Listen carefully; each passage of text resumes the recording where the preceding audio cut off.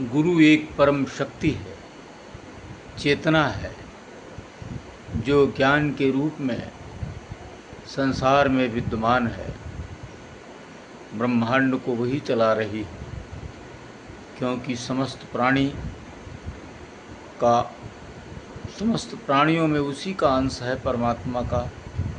इसलिए परमात्मा चेतना चाहती है कि धरती पर ज्ञान की वृद्धि हो, तो वह ज्ञान किसी न किसी मानव शरीर में प्रकट होता है, या कहिए परमात्मा स्वयं ही चादर ओढ़कर मानव शरीर में आता है और उस ज्ञान को प्रकट करता है। ये ज्ञान एक दिन में प्रकट नहीं होता है, इसके लिए हजारों वर्ष लग गए हैं, लाखों वर्ष लग गए हैं। वही गुरु बार बार आते हैं और ज्ञान को उद्घाटित करते हैं, उसका प्रचार प्रसार करते हैं, तब वह ज्ञान लोगों में स्थिर हो जाता है।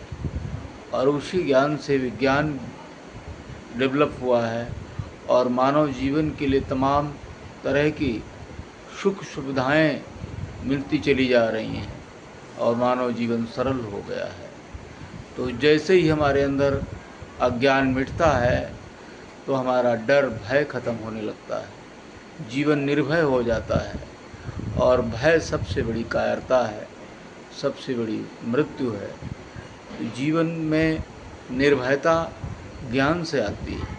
इसलिए ऋषि लोग कहते हैं, ज्ञानवान यो जीवता, ज्ञानवान यो सुखवान, ज्ञानवान यो स्वस्था, अतः ज्ञानवान भव। ज्ञानवान ही जीवित है, क्योंकि वो निर्भय हो जाता है। ज्ञान और समझदारी से अपने रोगों को, कष्ट कठिनाइयों को दूर कर सकता है, संघर्ष कर सकता है और अपने जीवन को सरल बना सकता है। अपने रोगों को नष्ट करता है औषधियों के द्वारा, इसलिए वो स्वस्थ हो सकता है। और ज्ञानवान जीवता, ज्ञानवान स्वस्था, अतः ज्ञानवान भव। ज्ञानवान बनने के लिए यदि हमें किसी के पास जाना पड़े शिक्षा प्रशिक्षण लेने के लिए, तो वहाँ जाना चाहिए और विनम्रतापूर्वक उस ज्ञान को स्वीकार करना चाहिए और उस ज्ञान का अपने जीवन में उपयोग करना चाहिए। और कहते हैं ज्ञान देने से बढ़ता है, इसलिए जो ज्ञान आपको गुरुओं से, संतों से, महापुरुषों से, वैज्ञानिकों से, अपने शिक्षकों से मिलता है, उस ज्ञान का विस्तार करने से वो कई गुना और बढ़ता चला जाता है। इसलिए छिपा कर अपने पास ना रखें, उस ज्ञान को बांटें। तो जिस तरह से कांटे से कदली फले, काटने से कदली फलती है, वैसे ज्ञान बांटने से ज्ञान फलता है, वो नया नित्य नूतन होता चला जाता है, उसका अभ्यास होता है। तो हमें ज्ञान का विस्तार करना चाहिए। ज्ञान दान से बड़ा कोई दान नहीं कहा गया है। आप धन दे दोगे वो खर्च हो जाएगा, लेकिन ज्ञान दे दोगे उसके जीवन में एक समझ जागृत हो जाएगी और अपने जीवन का निर्माण करेगा, फिर उसके परिवार का निर्माण होगा, फिर समाज का निर्माण होगा, फिर राष्ट्र का निर्माण होगा। तो ये ज्ञान की परंपरा है। लेकिन कुछ लोग संकीर्ण हो जाते हैं, वो ज्ञान की परिभाषाओं को बदल देते हैं। जो विराट उसका स्वरूप है, मानव मात्र एक समान, नर और नारी एक समान, तो एक वही जाति मानुषी जाति, सर्वे मनुष्या भ्रातरा आस्ते।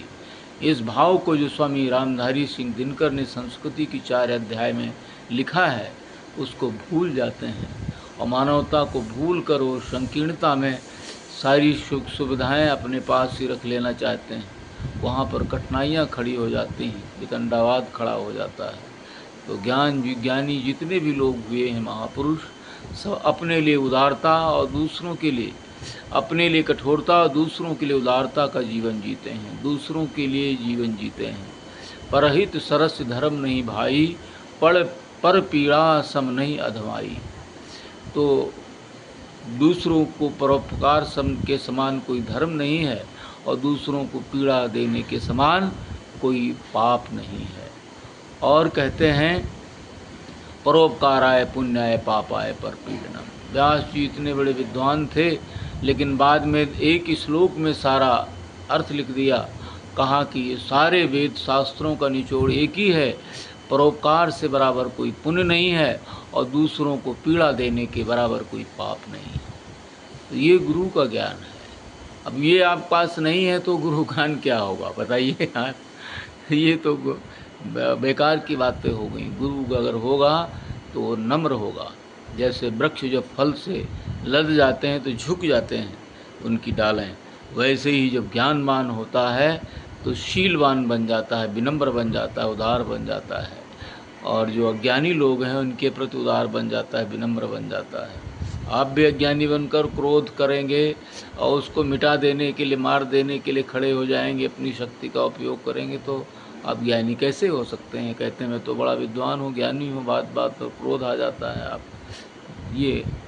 ये फिर समझ की बात है।